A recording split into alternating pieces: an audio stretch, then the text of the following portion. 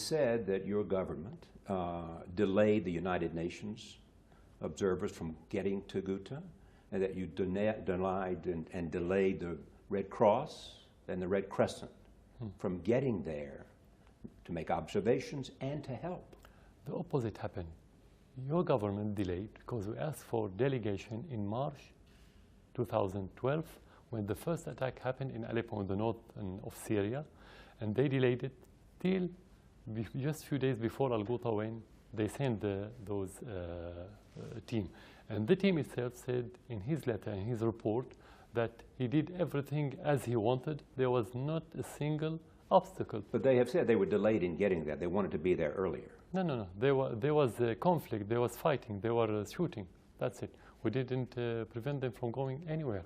We asked them to come. Why to delay them? Even if you want to take the American story, they say we used the chemical weapons the same day the team or the investigation team came to Syria. Is it logical? It's not logical. Even if a country or army wanted to use such weapons, he should have waited a few days till the investigation finished its work. It's not logical. The whole story doesn't even hold together. We'll come back to it.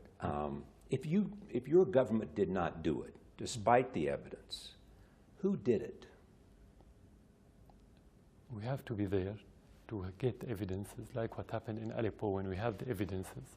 And because the United States didn't send the team, we then send the evidences to the Russians.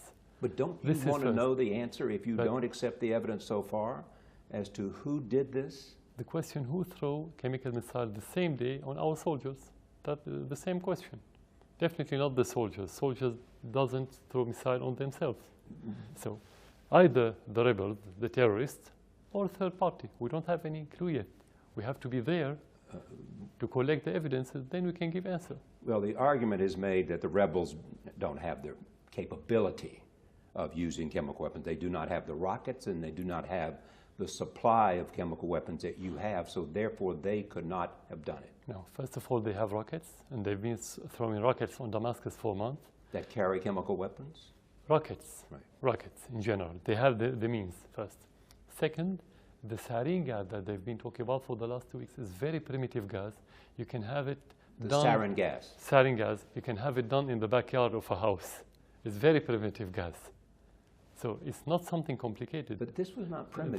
This was a terrible use of chemical weapons. Third, they used it in Aleppo in the northern of Syria. Fourth, there's video on YouTube where the terrorists clearly make trial on a rabbit and kill the rabbit and said, this is how we're going to kill the Syrian people. Fifth, there's a new video about one of those women who they consider as a rebel or fighter or whatever, work with those terrorists, and she said they didn't tell us how to use and that use the chemical weapons, and one of those weapons exploded in one of the tunnels and killed 12. That's what she said.